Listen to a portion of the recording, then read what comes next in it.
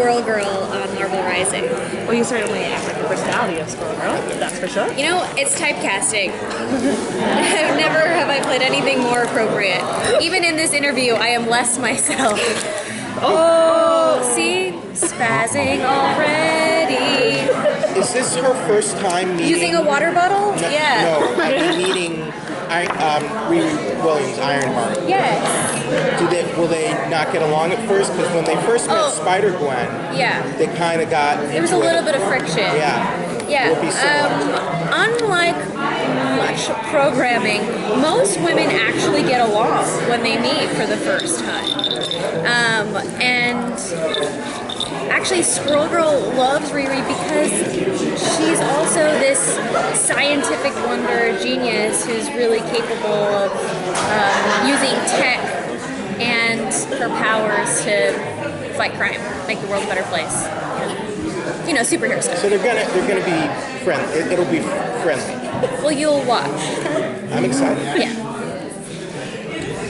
So the whole thing starts off with Squirrel Girl kind of getting the whole gang in trouble by chasing after Captain Marvel a little bit. A little bit. So can you talk about the antics of Squirrel Girl in general and how you brought that into your character and voice acting? In general, I think Squirrel Girl is a huge fan of things, which all of us here at WonderCon can relate to, right?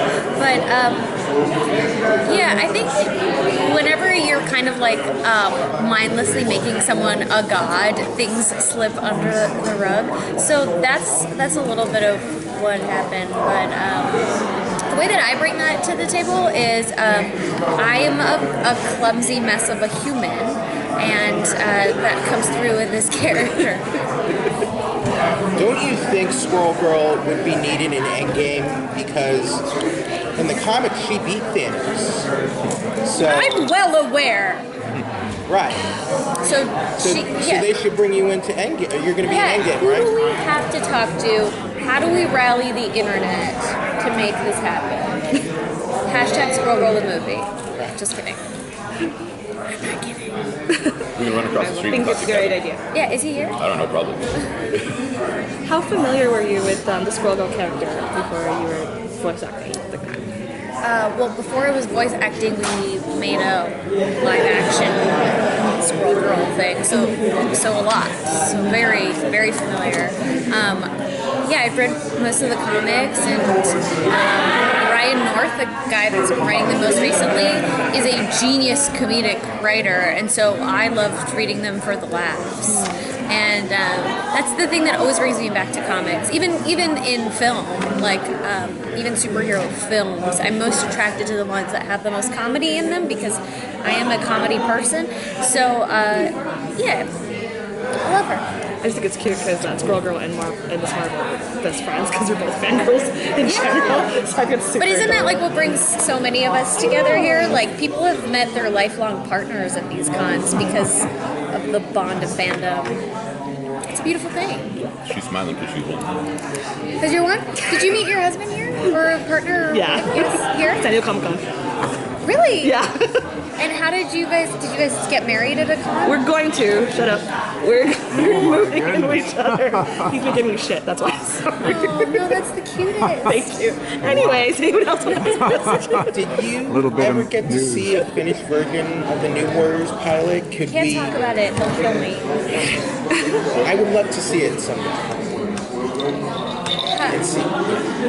This is my frozen smile. I want to ask you about this because you're an immigrant yourself. Yep. And you're now living the American dream. What's it like coming from another country, having to learn another language, lose your accent on top of it, and then become an actor here? I don't think I had it quite like that. My family moved here when I was 2 years old, so I was kind of learning to speak English at the same time as I was learning to speak my native tongue, which is Russian. And we just, we made it work. I think immigrants, they get the job done. They're super resourceful, and my parents gave me everything they possibly could. My mom worked nights as a nurse while taking me to auditions as I was a kid.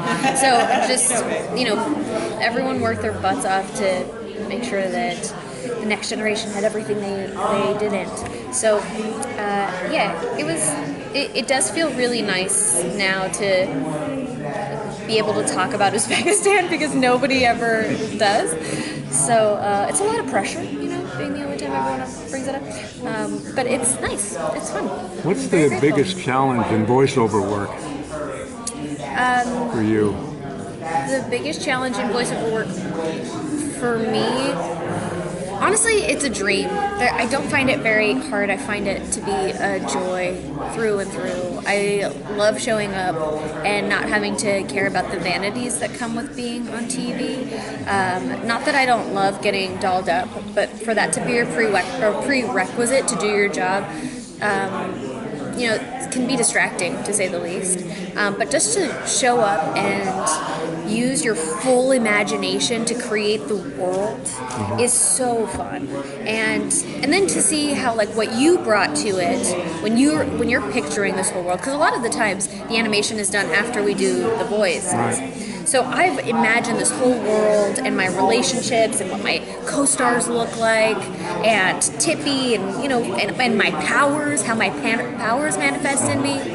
And then to see what I brought to it mixed with what the animation team has brought to it is doubly fulfilling. So it's honestly it's a breeze. I don't find it hard. Great. So sorry to disappoint.